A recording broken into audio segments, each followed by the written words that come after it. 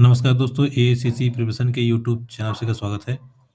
दोस्तों, आज की वीडियो हम लोग डिस्कस करेंगे जो 7 तारीख को फर्स्ट मीटिंग में पेपर 2 जो हुआ है उसके सीडीपी के प्रश्नों को हम चर्चा करेंगे और एक-एक प्रश्न को बनाएंगे। चलिए शुरू करते हैं और एक-एक प्रश्न को समझते हैं। देखिए, ऊपर जो लिखा है वो इंग्लिश में है और नीचे आपका हिंदी में लिखा है, तो परेशान ना होइएगा, हम लोग हिंदी वाले टर्म को डिस्कस करेंगे। देखिए, पहला क्वेश्चन लिख रहा है कि निम्नलिखित कथनों को पढ़ते हैं। पहला कथन कह रहा है, खराब लेखन क्षमता वाले छात्रों को अक्सर उनके शिक्षकों द्वारा बौद्धिक रूप से असक्षम रूप में चित्रित किया जाता है। कारण, शिक्षकों में अंतर्निहित पूर्वाग्रह होते हैं, छात्रों के सीखने के व्यवहार के बारे में धारणा रखते हैं जो छात्रों के विकास को प्रभावित कर सकते हैं। देखिए, पहला आपसे ये कह रहा है कि देखो, जो बच्चे लिखने में कमज़ोर होते हैं, जिनकी लेखन क्षमता कम होती है, अक्सर उन्हें शिक्षक ये कहते हैं कि ये बौद्धिक रूप से अक्षम है, ठीक है? यानी कि ये इसका दिमाग अच्छा नहीं है। अब ये कथन हुआ, कारण क्या है कि जो शिक्षक ऐसा कहते हैं, ये पूर्वाग्रह है, मतलब ये शुरू से चलता आ रहा है, क्या ये बात सही है अथवा नहीं सही है? इस बात को हमें समझना है। तो अब देखिए, आपसे लिखा ए सही है, आर गलत है। कह रहा है कथन सही है लेकिन कारण गलत है, क्या ये सही है? ए और आर दोनों गलत है, कथन और कारण दोनों सही हैं। अथवा ऑप्शन नंबर 3 कह रहा है ए और आर दोनों सही हैं, ए आर की सही व्याख्या करता है, जो कि बिल्कुल सही है। देखिए, आजकल यही होता है, जो जैसे जो बच्चा जिस बच्चे की लेखन में कमी होती है, उसको हम ये मान लेते हैं या शिक्षक उसको कहते हैं कि ये बौद्धिक रूप से अक्षम है, यानी कि ये थोड़ा-सा पढ़ने लिखने में कमज़ोर है, ऐसा मान लेता है। तो यहाँ पे कथन और कारण दोनों सही हैं, इसलिए आपका ऑप्शन नंबर 3 राइट आंसर हो जाएगा। बात करते हैं प्रश्न नंबर 2 की। कह रहा है कि निम्नलिखित में से कौन-सी कक्षा में विविधता को बढ़ावा देने के लिए एक सही तरीका नहीं है? नेगेटिव आपको खोजना है। नहीं, नेगेटिव को खोजना है, ध्यान दीजिएगा। पहला लिखा है कि विद्यार्थियों की पृष्ठभूमि और संस्कृतियों के आधार पर पूर्वाग्रह के अनुकूल व्यवहार करना, अलग-अलग पृष्ठभूमि के संस्कृति व्यक्तियों के साथ बातचीत करने के लिए विद्यार्थियों को अवसर प्रदान करना। भाई, अवसर तो प्रदान करना चाहिए, ये तो पॉजिटिव बात है। पाठ्यक्रम के दृष्टिकोणों को और अनुभवों को शामिल करना, ये भी सही बात है। विद्यार्थियों को उनकी अनूठी पहचान, संस्कृति को व्यक्त करने के लिए प्रोत्साहित करना, ये भी सही बात है। तो गलत बात खोजना था, पहला नंबर ऑप्शन आपका गलत हो जाएगा। ज़रा इसको गौर कीजिएगा क्या कह रहा है। कह रहा है कि विद्यार्थियों की पृष्ठभूमि और संस्कृतियों के आधार पर पूर्वाग्रह के अनुकूल व्यवहार करना। पूर्वाग्रह मतलब ये होता है कि जैसे बच्चों को हम गलत मान लें, यानी कि जो पुरानी परंपरा चलती आ रही है, उस हिसाब से हम बच्चों को डील करें, जो कि गलत है। कक्षा में विविधता यानी कि डाइवर्सिटी को बढ़ावा देने के लिए जो पुराना तरीका है, उसको हमें अपनाना नहीं है। तो इसका सही उत्तर हो जाएगा ऑप्शन नंबर 1, क्योंकि हमसे नेगेटिव ही पूछा था। इस बात पे विशेष आप ध्यान रखिएगा। आगे बढ़ते हैं। प्रश्न नंबर 3 कह रहा है कि निम्नलिखित में से अधिगम अक्षमता और इसके कारण होने वाली चुनौतियों का सही मेल कौन-सा है? मतलब कौन-सा एकदम ठीक-ठाक बैठ रहा है? पहला कह रहा है पठन कै वैकल्य, वैकल्य मतलब कि जो पठन में कमज़ोर है, इसका सही मिलान संख्याओं और अंकगणितीय संक्रियाओं को सीखने की क्षमता को प्रभावित करता है। ज़रा एक बात बताइए, पठन जो बीमारी होती है, वो होता है डिस्लेक्सिया, और यहाँ तो पठन लिख रहा है गणितीय संरचनाओं का, तो पठन का संबंध होगा गणित से, तो पहला वाला तो सही मेल नहीं है। दूसरा, गतिक समन्वय, ठीक से देख, सुन, बोल पाने की क्षमता, तो यहाँ बोलने की क्षमता है, और गतिक मतलब होता है जैसे कि हाथ-पैर का सही इस्तेमाल, तो ये भी सही मिलान नहीं है। गुणज वैकल्य, गुणज मतलब गुणा, और गुणा का संबंध होगा गणितीय संबंधी समझाव से, यानी कि संख्या पठन से, जोड़-घटाव से। यहाँ लिख रहा है पढ़ने की क्षमता, तो ये भी हमारा गलत मिलान है। पहला भी गलत मिलान हो गया, दूसरा भी गलत मिलान, तीसरा भी गलत मिलान। चौथे की बात करें, देखिए लिखा है लेखन वैकल्य, सूक्ष्म पेशी कौशल और वर्तनी को प्रभावित करता है। बिल्कुल सही बात है। जो लेखन वैकल्य यानी कि जो बच्चा लिखने में कमज़ोर रहेगा या लेखन विकार रहेगा, उसके अंतर अंतर या कह दीजिए कि उसके अंतर्गत पेशी कौशल और वर्तनी दोनों का प्रभाव पड़ता है। तो राइट आंसर हो जाएगा आपका ऑप्शन नंबर 4। आगे बढ़ते हैं प्रश्न नंबर 4 की तरफ। अब देखिए प्रश्न नंबर 4 क्या बोल रहा है। स्वालीनता से जूझ रहे विद्यार्थियों को आसानी होती है किसमें? परिचित और पूर्वानुमेय दिनचर्या का पालन करते हैं। दूसरा, गतिविधियों के बीच तेजी से बदलाव करने में। तीसरा है कि अजनबियों के साथ संवाद करने में। बातचीत के दौरान आंखों का संपर्क स्थापित करने में। देखिए, स्वालीनता से जो बच्चे जूझ रहे होते हैं उनके अंतर्गत स्वालीनता मतलब होता है स्वयं से बात करना और अपने काम में लगे रहना, उन्हें किसी अन्य से खास मतलब नहीं होता। तो राइट आंसर हो जाएगा ऑप्शन नंबर फर्स्ट, परिचित और पूर्वानुमेय दिनचर्या का पालन करते हैं। ठीक है, जिसको वो जानते हैं, जो कार्यप्रणाली वो अपनाए रहते हैं, वो उसी हिसाब से अपना काम करते रहते हैं। ठीक है, और किसी चीज में उनका इंटरेस्ट नहीं होता। तो राइट आंसर हो जाएगा ऑप्शन नंबर फर्स्ट। बात करते हैं प्रश्न नंबर 5 की। क्या कह रहा है? प्रतिभाशाली बच्चों के बारे में निम्नलिखित में से कौन सा कथन सही नहीं है? आपको निगेटिव खोजना है। कौन सा कथन सही नहीं है? चलिए समझते हैं। पहला, प्रतिभाशाली बच्चे विशेष क्षमताओं सामर्थ्य के साथ पैदा होते हैं, उन्हें विकसित करने की आवश्यकता होती है। सही बात है भाई, प्रतिभाशाली बच्चा तेज तर्राक होगा ही होगा, तो हमको तो खोजना है नहीं वाला। ये तो सही हो गया। आगे, प्रतिभाशाली बच्चों में जिज्ञासा की भावना कम होती है। गलत बात। जो प्रतिभाशाली बच्चा होगा उसमें जिज्ञासा या आप कह लीजिए जानने की प्रकृति बहुत तगड़ी होगी और उसकी कल्पना शक्ति भी बहुत तीव्र होगी। लेकिन यहाँ पे लिखा है कम होगी, नहीं।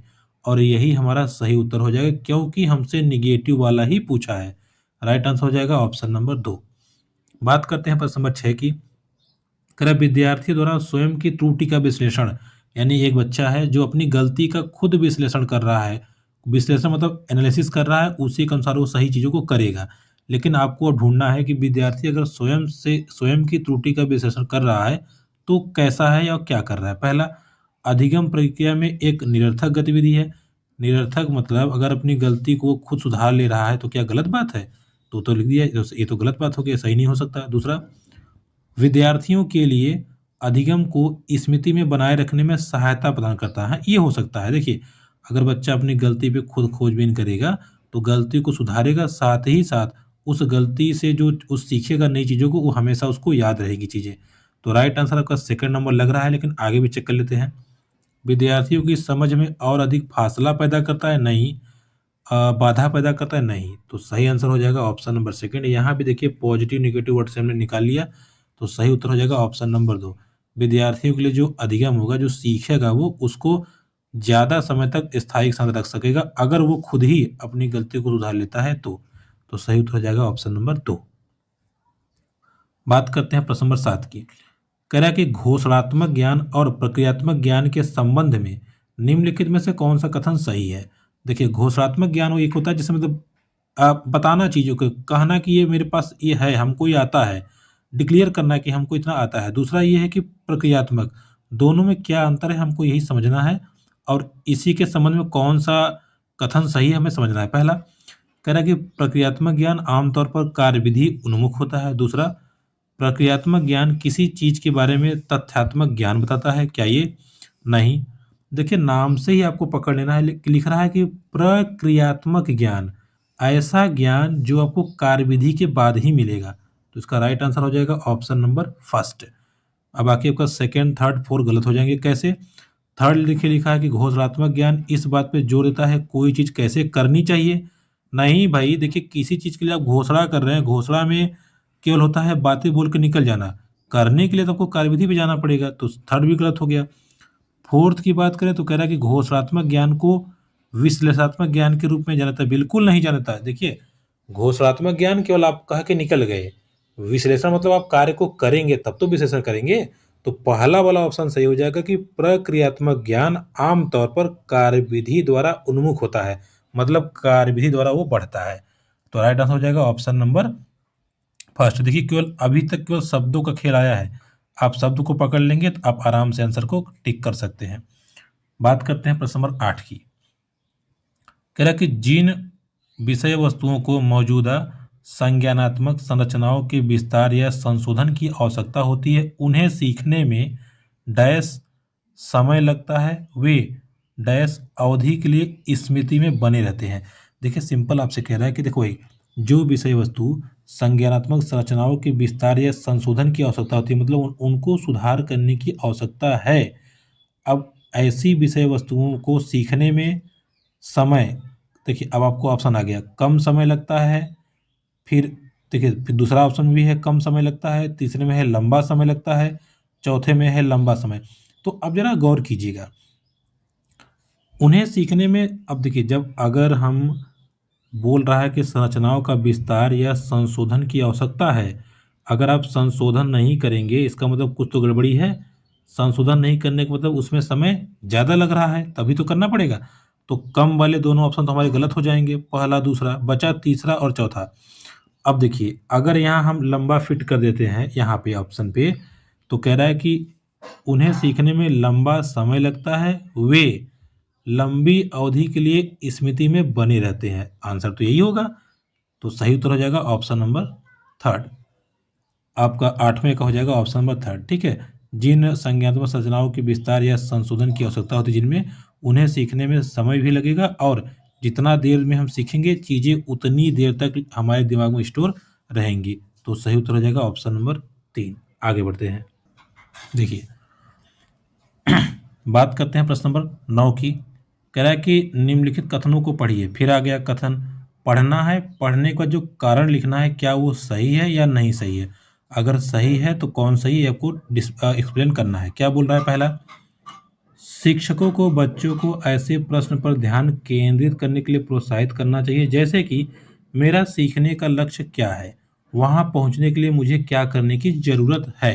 यह कथन हो गया। कारण, जब छात्र समझते हैं उनके काम के प्रदर्शन का आत्म-मूल्यांकन कैसे किया जाए, तो वे इस समझ का उपयोग खुद को सीखने और प्रगति में मदद के लिए कर सकते हैं। ज़रा ध्यान दीजिए, यहाँ पर तो प्रश्न पूछा जा रहा है कि सीखने के लिए हमें हमारा लक्ष्य क्या होना है और हमें कैसे पहुँचना है। तो यहाँ काम पे फ़ोकस नहीं किया गया है और ना ही यहाँ पे आत्म-मूल्यांकन किया गया है। यहाँ केवल प्रोत्साहित किया जा रहा है कि देखो बेटा ये तुम्हारा लक्ष्य है, इस पे कैसे-कैसे तुम्हें जाना है, यानी कि एक तरह से कहिए कि शिक्षण विधियों की बात कर रहा है। तो अब यहाँ पे ये जो कथन है, क्या आर उसका कारण सही है? तो यहाँ पे आर कारण सही नहीं है। क्यों नहीं सही है? क्योंकि वहाँ पे सीखने की बात हो रही है, यहाँ पे मूल्यांकन की बात कर रहा है। तो कथन ए तो बिल्कुल सही है कि ऐसे प्रश्न करने चाहिए बच्चों से कि बेटा ये इस पे फोकस करो कि क्या सीखना है, कैसे सीखना है। तो ए तो सही है लेकिन आर गलत है, कारण गलत है और कथन सही है। तो पहला नंबर ऑप्शन आपका बिल्कुल सही हो जाएगा। ठीक है, देखिए जब भी ये सवाल आएगा ना तो आपसे ये वाला और ये वाला इसका सीधा-सीधा संबंध रहेगा। जैसे मान लीजिए कथन में दे दिया कि पौधे अपना भोजन स्वयं बनाते हैं, नीचे लिख दिया कि प्रकाश संश्लेषण की प्रक्रिया से पौधे भोजन बनाते हैं, तो यहाँ पे कथन और कारण दोनों सही हो जाएँगे। अब अगर लिख दे कि पौधे अपना भोजन स्वयं बनाते हैं, नीचे लिख दे कि इंसान पौधों के भोजन बनाने में मदद करते हैं, तो क्या ये कारण सही होगा? नहीं, वो अपने आप से बना लेते हैं। ठीक है, तो जब भी कथन और कारण पढ़िएगा तो दोनों का संबंध दिखेगा। अगर संबंध दिख गया तो दोनों सही हो जाएंगे, संबंध नहीं दिखा और बातें सही कही गई हैं तो पहला वाला सही हो जाएगा, दूसरा वाला सही नहीं होगा। कभी कभी पहला वाला ही गलत लिख देगा, दूसरा सही करेगा, तब वहाँ पे कथन गलत होगा, कारण सही हो जाएगा। ठीक है, तो इसका उत्तर हो जाएगा प्रश्न नंबर 1। आगे बढ़ते हैं, सॉरी ऑप्शन नंबर 1। प्रश्न नंबर 10 लिख रहा है, अधिगम के निर्देशित खोज आधारित उपागम में शिक्षार्थियों को स्वयं के लिए ज्ञान की रचना के अवसर प्रदान किए जाते हैं। पॉजिटिव वर्ड मिल गया तो ज़्यादा चांस है हमारा यही हो जाएगा। दूसरा लिखा कि शिक्षक तानाशाह के रूप में नहीं, कभी नहीं। फिर लिखा शिक्षक के द्वारा किसी प्रकार का हस्तक्षेप के बिना निगेटिव वर्ड हटाइए। पूर्व ज्ञान की आवश्यकता नहीं तो निगेटिव हटाइए। तो पहला वाला हमारा सही आंसर हो जाएगा, पॉजिटिव वर्ड की मदद से हमने निकाल लिए। देखिए 3-4 प्रश्न हम लोगों ने निगेटिव पॉजिटिव से कर लिए, इसीलिए पॉजिटिव वर्ड पॉजिटिव जो निगेटिव शब्द की जो वीडियोस है उसको बहुत इंपॉर्टेंट है। अगर आप नहीं देखा है तो लेक्चर नंबर 21 है, देख लीजिएगा, उससे आपको काफ़ी हेल्प मिलेगी। चलिए आगे बढ़ते हैं। प्रश्न नंबर 11 लिख रहा है कि निम्नलिखित में से कौन सी रणनीति बच्चों में वैचारिक समझ विकसित करने के लिए प्रभावी नहीं है। आपको निगेटिव वाला ही खोजना है। पहला, विद्यार्थियों से स्वयं के लिए उदाहरण प्रस्तुत करने के लिए कहना, ये तो कर सकते हैं। विद्यार्थियों से परिभाषा ज्यों त्यों याद करने के लिए, बस निगेटिव वर्ड मिल गया, हो गया। चलिए हमसे निगेटिव ही पूछा था कि क्या नहीं करना चाहिए, यही नहीं, याद करने के लिए नहीं करना चाहिए। आपका आंसर हो गया, आपको आगे देखने की जरूरत नहीं है। तो 11 नंबर का ऑप्शन नंबर 2 राइट आंसर। आगे बढ़ते हैं, बात करते हैं प्रश्न नंबर 12 की। कह रहा है कि एक सक्रिय माध्यमिक विद्यालय कक्षा किसके सैद्धांतिक सिद्धांतों की स्थापना की जानी चाहिए। मतलब एक एक्टिव हमें विद्यालय खोलना है, मिडिल स्कूल खोलना है, उसकी कक्षा कैसी होनी चाहिए वो हमें बताना है या उस पे हमें समझ बनानी है। पहला, सामाजिक रचनावाद होना चाहिए, मनोविश्लेषण, व्यवहारवाद, मनोगत्यात्मक। तो देखिए सामाजिक रचनावाद, ठीक है, मतलब सोशलाइजेशन को ध्यान में रखते हुए इसको बनाना चाहिए। सोशल कंस्ट्रक्टिविज्म होना चाहिए ताकि बच्चे का सामाजिक विकास हो, साथ ही साथ बच्चे कंस्ट्रक्टिव हो, क्रिएटिव हो, उनमें रचनावाद भी डेवलपमेंट हो। तो राइट आंसर क्या हो जाएगा? Option number first. बात करते हैं प्रश्न नंबर 13 की। फिर देखिए आ गया कथन और कारण। ध्यान से समझिएगा चीज को, कैसे हमें इसको करना है। पहला कह रहा, कथन में कह रहा है कि सहानुभूति यह समझने की योग्यता पर निर्भर करता है कि दूसरों की भावनाएं हैं और उनकी भावनाओं का अनुमान के लिए, मतलब जैसे किसी के साथ आप सिंपैथी दिखाते हैं तो इस योग्यता पर या योग्यता पर निर्भर करता है कि दूसरों की भावनाएं और उनकी भावनाओं का अनुमान आप लगा पा रहे हैं कि नहीं। ये तो बात सही है भाई, सामने वाले को तभी आप सिंपैथी दे पाएंगे ना जब उसके इमोशन को आप समझेंगे। बात तो सही कह रहा है। दूसरा, भावनाएं और संज्ञान एक दूसरे से संबंधित नहीं है भाई, भावनाएं और संज्ञान एक दूसरे से घनिष्ठ रूप से संबंधित हैं। तो यहाँ पे ए तो सही है लेकिन आर सही नहीं है। तो आपका राइट आंसर हो जाएगा ऑप्शन नंबर फर्स्ट, ए सही है लेकिन आर गलत है। प्रश्न नंबर 14, एक माध्यमिक स्कूल शिक्षक छात्रों को रणनीति स्वप्रेरित विद्यार्थी बनने के लिए में किस प्रकार सक्षम बना सकता है। यानी कि एक शिक्षक है माध्यमिक स्कूल का, अपर क्लास के बच्चों का, वो छात्रों को रणनीति स्वप्रेरित मतलब वो खुद से मोटिवेट हो जाएं, वो कैसे बना सकता है। पहला, पाठ्य पुस्तक में दिए गए प्रश्नों का उत्तर लिखवा करके। गलत बात है, निगेटिव वर्ड है, पाठ्य पुस्तक का उत्तर नहीं लिखवाना है, ये कभी नहीं होगा। सत्र के अंत में वस्तुनिष्ठ सवाल, ये भी गलत हो जाएगा, ये भी सही नहीं होगा। अगला है छात्रों को उनके अधिसंज्ञानात्मक ज्ञान और कौशल विकसित, हाँ, प्रोत्साहित करके, ये कर सकता है, ठीक है। आगे लिखा है पूरे गया कार्य, ये नहीं होगा। तो ऑप्शन नंबर थर्ड आपका बिल्कुल सही हो जाएगा कि छात्रों को जो भी उनके पास संज्ञान है, जो भी उनके पास कौशल है, उसको विकसित करने के लिए जब वो मोटिवेट करेगा, प्रोत्साहित करेगा, तो बच्चे स्व प्रेरित होंगे, यानी कि उनके अंदर स्वयं से सीखने की योग्यता का निर्माण होगा या बच्चे मोटिवेट हो जाएंगे। तो राइट आंसर हो जाएगा ऑप्शन नंबर थर्ड। बात करते हैं प्रश्न नंबर 15, निम्नलिखित में से कौन सा आंतरिक प्रेरणा का उदाहरण है। तो आंतरिक प्रेरणा का उदाहरण कौन सा समझते हैं। दूसरों के साथ प्रतिस्पर्धा से प्रेरित अभिप्रेरणा, दूसरों की प्रशंसा प्राप्त करने के लिए प्रेरणा नहीं, बाहरी पुरस्कारों से अभिप्रेरित अभिप्रेरणा, या चौथा है व्यक्तिगत रुचि या कार्य के आनंद से अभिप्रेरित अभिप्रेरणा, जो कि बिल्कुल सही है, ठीक है। खुद से ही कार्य कर रहा है, रुचि है, कार्य कर रहा है, जिसका रुचि होगी वो कार्य करेगा। तो 15 नंबर का राइट आंसर हो जाएगा ऑप्शन नंबर 4। आगे बढ़ते हैं, आगे हमारा है प्रश्न नंबर 16। इसको समझते हैं क्या कह रहा है। कह रहा है कि निम्नलिखित प्रश्न में किस प्रकार की बहस पर प्रकाश डाला गया है। पहला, क्या किसी व्यक्ति का जैविक रूप से निर्धारित जेंडर अपने साथ वे सभी विशेषताएं लाता है जो कि सामाजिक रूप से निर्मित जेंडर को प्रभावित करता है। देखिए इसमें एक बात तो क्लियर हो गया कि जेंडर की बात की जा रही है, लेकिन कह रहा है किस बात पे बहस पे प्रकाश डाला गया है। पहला कह रहा है कि क्या किसी व्यक्ति के जैविक रूप से निर्धारित जेंडर, मान लीजिए जैविक रूप से मतलब अगर वो महिला है या पुरुष है, तो इस रूप से निर्धारित जेंडर वे सभी विशेषताएं लाता है जो किसी सामाजिक रूप से निर्मित जेंडर को प्रभावित करती है। अब ये किस प्रकार की बहस पे बात कर रहे हैं इसको हम समझते हैं। देखिए अगर ऑप्शन को ध्यान दें, पहला लिखा है विकास का स्थिर दृष्टिकोण, विकास का स्थिर अस्थिर दृष्टिकोण। दूसरा आपसे कह रहा है कि योग्यता का अटल। तीसरा कह रहा है प्रकृति प्रवेश, हाँ बिल्कुल सही। देखिए प्रकृति मतलब जो जैविक रूप से बात का है, जैविक जेंडर प्राकृतिक होता है, सामाजिक जेंडर प्रवेश का होता है।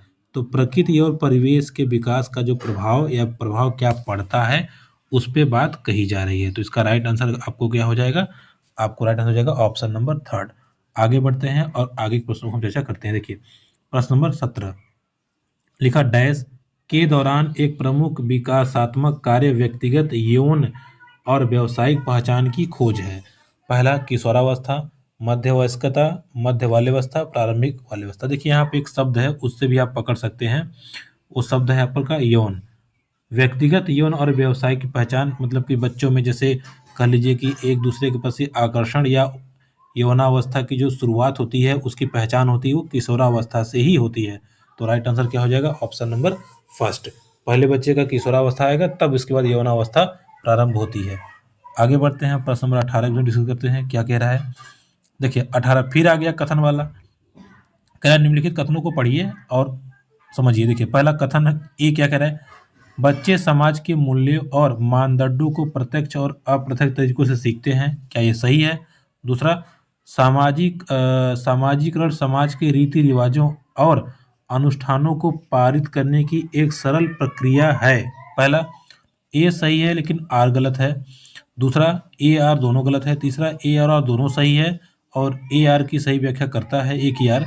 ए और आर दोनों सही है लेकिन ए की आर सही व्याख्या नहीं करता। अब जरा गौर कीजिएगा, पहला जो कहा है कि बच्चे समाज के मूल्यों और मानदंडों को प्रत्यक्ष और अप्रत्यक्ष तरीकों से सीखते हैं, ये बिल्कुल सही बात है। दूसरा कह रहा है कि सामाजिकरण समाज के रीति रिवाजों और अनुष्ठानों को पारित करने की एक सरल प्रक्रिया है। नहीं भैया, सामाजिकरण मतलब होता है जो सही है उसको सही मानिए, जो गलत है उसको गलत मानिए। ये नहीं कि गलत कोई चीज़ कही जाए उसको मानते जाइए, आप उसको लगाते जाइए। तो ए तो सही है लेकिन आर सही नहीं है।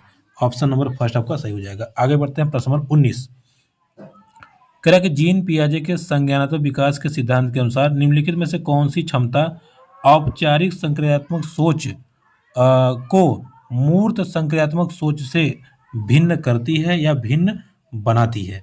देखिए बात समझिएगा, औपचारिक जो संक्रियात्मक सोच है उसमें ये होता है कि बच्चे कल्पना करते हैं, उनके सामने कोई चीज़ ना हो फिर भी वो अपने दिमाग में चीज़ों को कल्पना करके चीज़ों को बना लेंगे, उसका आंसर खोजने का प्रयास करेंगे। लेकिन मूर्त की बात करें तो चीज़ें सामने आती हैं। तो कौन अलग करता है? ऑप्शन नंबर थर्ड, अमूर्त सोच या अमूर्त तर्क। ठीक है, अब मन में वो सोचेंगे, तर्क लगाएंगे, ये चीज़ ऐसा क्यों हुआ, ऐसा भी हो सकता था, ऐसा क्यों नहीं हुआ। अगर कहते हैं अगर महाराणा प्रताप की समय होता तो अकबर को मार डालता, ऐसा कुछ करके वो कुछ ना कुछ अपना कल्पना करते रहते हैं। ठीक है, उन चीज़ों को समझते रहते हैं। तो इसका राइट आंसर हो जाएगा ऑप्शन नंबर थर्ड। ये जीन पियाजे के थ्योरी में क्लियर कट लिखा हुआ है। आगे प्रश्न नंबर 20 की कह रहा है कि जीन पियाजे की एक महत्वपूर्ण आलोचना यह है कि वह विकास पर के प्रभाव पर पर्याप्त रूप से विचार करने में विफल थे। मतलब उनका जो सिद्धांत था उसमें एक चीज़ है कि वो किस चीज़ पे विफल थे या किस चीज़ पे उन्होंने ज़्यादा फोकस नहीं किया था। पहला, अनुभव पे उन्होंने फोकस किया था, क्रिया पे फोकस किया था, परिपक्वता पे किया था, संस्कृति पे नहीं किया था। देखिए सामाजिक और सांस्कृतिक पे फोकस किया था बाइगोस्की ने। बाइगोस्की ने दिया था कि बच्चे का विकास सामाजिक और संस्कृति के आधार पर होता है, जबकि जीन पियाजे ने कहा था केवल संज्ञान के आधार पर होता है। उन्होंने सामाजिक और संस्कृति को ज़्यादा फोकस नहीं किया था, इसलिए फेल हो गए थे। तो राइट आंसर हो जाएगा ऑप्शन नंबर 4। आगे बढ़ते हैं, प्रश्न नंबर 21 निम्नलिखित में से कौन सा एक सही सुमेलित युग्म है? कौन सही है? देखिए अब ये कौन सा थ्योरम है, ये है किसका? अगर आप गौर करें तो ये थ्योरम है कोहलबर्ग का, जो कि नैतिक विकास का सिद्धांत है। देखिए ऑप्शन को पढ़िएगा और समझिएगा क्या कह रहा है। कानून और व्यवस्था उन्मुखीकरण मानवता के लिए सामाजिक न्याय के सिद्धांतों को कायम करना, क्या ये है। सामाजिक अनुबंध उन्मुखीकरण दूसरों की धारणा पर ध्यान, क्या ये है। दंड और आज्ञाकारिता उन्मुखीकरण बुरे परिणामों से बचाव, ये सही है। देखिए दंड और आज्ञाकारिता अगर आप गौर करें तो कह रहा है कि देखिए अगर आप गलत काम करेंगे तो आपको सजा मिलेगी, या आप अच्छा काम करेंगे या मेरी आज्ञा का पालन करेंगे तो आप इन चीज़ों को गलत रास्तों पे नहीं जाएंगे। या जैसे छोटे बच्चों से हम कहते हैं ना कि देखो ये काम मत करना नहीं तो मार पड़ेगी, तो वो नहीं करते, और उनको कहते हैं देखो बेटा हमने कहा ये करो तो करते हैं। इस प्रकार बच्चे गलत आदतों को नहीं सीखते। तो इसमें सही जो युग्म है वो आपका ऑप्शन नंबर थर्ड हो जाएगा। बाकी ऑप्शन गलत क्यों है उस पर हम समझ बनाते हैं। देखिए पहला कहा है कानून और व्यवस्था। अब ध्यान दीजिएगा, मानवता के लिए सामाजिक न्याय के सिद्धांतों को कायम करना। अब यहाँ पे जो कानून और व्यवस्था है इसमें ये होता है कि जो कानून बने हैं उसको हमें फॉलो करना पड़ेगा। तो सिद्धांतों को कायम करना यहाँ नहीं है। मानवता के लिए अगर सिद्धांत कायम करने होंगे तो हमें कभी कभी कुछ चीज़ें ऐसी करनी पड़ती हैं जो कानून के खिलाफ होता है, तो नहीं होगा। दूसरा, सामाजिक अनुबंधन दूसरों की धारणा पर ध्यान देना, ये सामाजिक अनुबंधन नहीं है। सामाजिक अनुबंधन मतलब ये है कि अपने आप को समाज के अनुसार ढाल देना। तो सही आंसर इसका तो हो जाएगा ऑप्शन नंबर थर्ड। अच्छा लड़की और अच्छा लड़का ये अधिक से अधिक संख्याओं के लिए नहीं है। अच्छा लड़का और अच्छी लड़की होना ये व्यक्तिगत पुरस्कार का है। ठीक है, तो सही उत्तर हो जाएगा ऑप्शन नंबर 3। आगे बढ़ते हैं, प्रश्न नंबर 22 को चर्चा करते हैं। जीन पियाजे और लय वागोस्की दृष्टिकोण में कौन सी मान्यता समान है? देखिए पहला, संस्कृति सीखने पे गहरा प्रभाव पड़ता है, ये वाइगोस्की ने कहा था, जीन पियाजे ने कहा नहीं था। तो हमें कह रहा है कौन समान है ये निकालना है। दूसरा, बच्चों का विकास चरणों में होता है, क्या ये समान है? जरा गौर कीजिए। देखिए इसमें अगर हम जीन पियाजे की बात करें, उन्होंने तो कहा था कि बच्चों का जो विकास होता है वो चरणों में होता है। 4 चरण उन्होंने बताए थे, लेकिन वाइगोत्स्की ने इस पे कोई जोर नहीं दिया है, तो ये भी ऑप्शन हमारा सही नहीं होगा। थर्ड की बात करें, बच्चे अर्थ निर्माण की प्रक्रिया में शामिल होते हैं, ये बिल्कुल सही, दोनों ने कहा था ये। अर्थ निर्माण वो बच्चे करते हैं, तो शामिल होते हैं। वाइगोत्स्की ने कहा था कि सामाजिक रूप से वो अर्थ को निर्मित करते हैं, वही जीन पियाजे ने कहा था कि बच्चे संज्ञानिक रूप में ग्रहण करते हैं। तो राइट आंसर हो जाएगा ऑप्शन नंबर थर्ड। चलिए आगे बढ़ते हैं, प्रश्न नंबर 23 के साथ डिस्कस करते हैं क्या बोल रहा है। लाए वाइगोत्स्की ने प्रस्तावित किया, क्या प्रस्तावित किया? बच्चों की सोच वयस्कों से गुणात्मक रूप से भिन्न होती है, क्या ये सही बात है?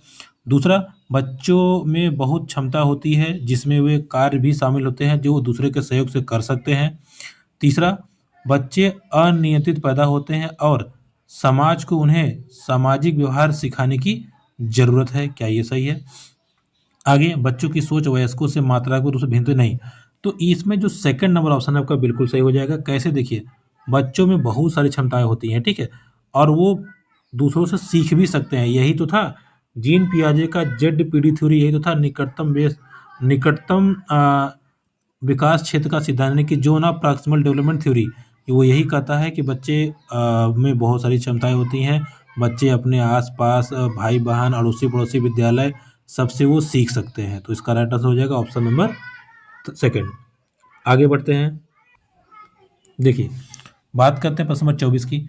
फिर आ गया कथन वाला, निम्नलिखित कथनों को पढ़िए। पहला, बुद्धि परीक्षण और विस्तार अवलोकन के संचालन का उद्देश्य बच्चों के विशिष्ट आयाम और क्षमताओं में तुलना करना होना चाहिए। बुद्धिमत्ता एक जन्मजात क्षमता है, इसे पोषित नहीं किया जा सकता। अब जरा आप खुद गौर कीजिए क्या कहना चाहता है ये। देखिए, पहला कहा कि बुद्धि परीक्षण और विस्तारित अवलोकन जो हम करते हैं, बच्चे की विशिष्ट आयाम और क्षमताओं की तुलना करना चाहिए या तुलना करना होना चाहिए। देखिए, बुद्धि परीक्षण ये सब चीज़ें इसीलिए होती ही हैं। तो पहला तो सही हो जाएगा, बच्चा कितना तेज है, कितना क्या है, उसको किस श्रेणी में रखना है, ये जानने के लिए हम कर सकते हैं। लेकिन दूसरा जो कह रहा है कि बुद्धि एक जन्मजात क्षमता है, उसे पोषित नहीं किया जाता, मतलब उसे बढ़ाया नहीं जा सकता, ये गलत बात है।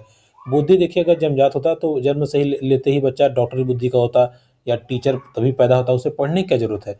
तो दूसरा वाला गलत हो जाएगा। इसमें ए सही है लेकिन आर गलत है। देखिए, जितना भी कूट आया सब में एक ही सही हो रहा है, ए सही है आर गलत है। आगे बढ़ते हैं, प्रश्न नंबर 25 के बारे में डिस्कस करते हैं।